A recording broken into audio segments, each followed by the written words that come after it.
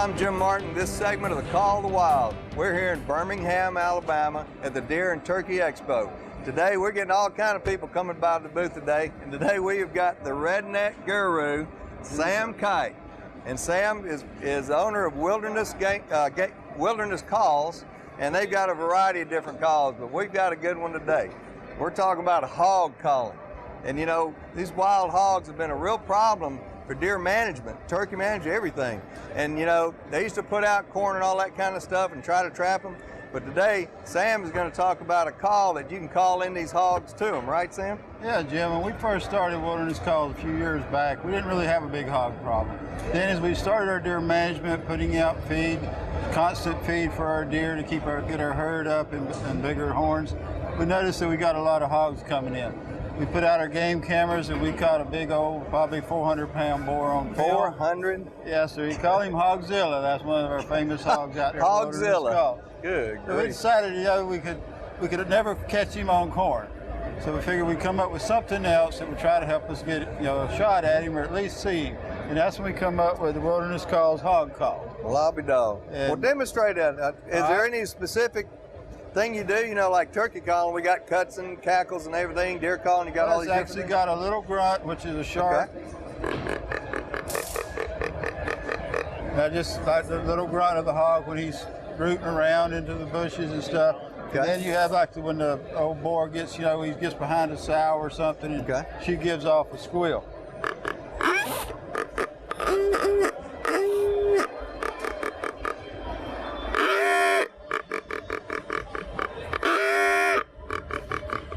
There you go. And now what you do is you want to continuously do that for a little bit, then let it set. Then there again, just like any other calling you're going to do, turkey, deer, or anything else, you'll repeat that process. And then what happens is the big boar hears it. He's the dominant one of the herd. That's the one you want to come in there anyway, because he's going to have the big tusk that you want to mount that head on. Now, you're trying to locate them, right? Do you locate them just like you do for a turkey, or? Well, with hogs, you cannot pattern a hog. Okay. They're going to eat whenever they get ready to eat or when they can find something to eat. So you're mainly going to set up.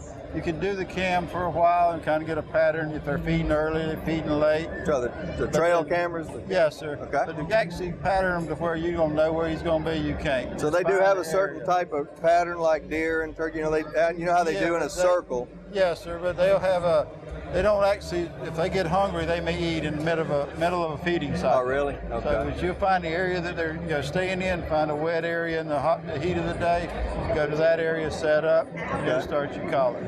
All right, so what we're in the woods. We're just hit the woods. We're trying to locate. We kind of know about an area where they've been. So what do you set up just like you do with turkey? Do you set up a little blind, or you just? Well, I like to use tree stands. Tree stands, okay, yeah. Comes to hogs or deer, because you got a bigger area you can see. Yeah. Just like with the deer, you'll be able to see more area. And usually we use the same rifle we use for the deer.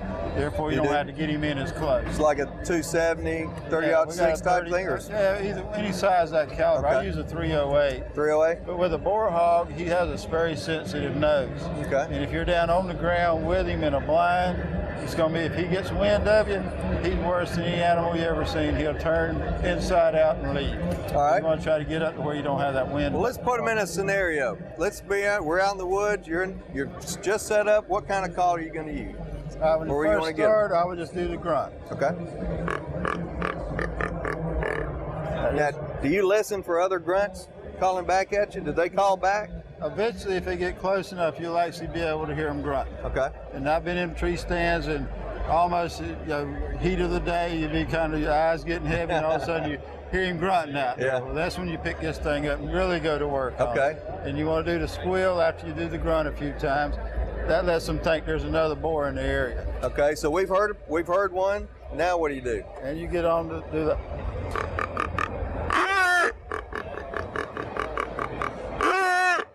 You do that a couple of times, make it sound like another boar hog's in the area chasing your sounds. Now is that is it a mating thing, or is it like a challenge? It's more of a challenge thing, because he thinks he's the only one there. And he hears that other one in the area, therefore he's going to come try to find out who's messing with his girls. Is that the only two calls that you basically need to learn? Or is there different types? That's the two I've been using. Okay. Actually, last year left a show in Macon, went to the farm, and actually killed a boar and a sow. There was a boar with her, but I'd already killed a big boar, and I wanted something for the freezer, so I shot the sow on the second trip. All right, well, give us another call on that thing. Let's hear it some more.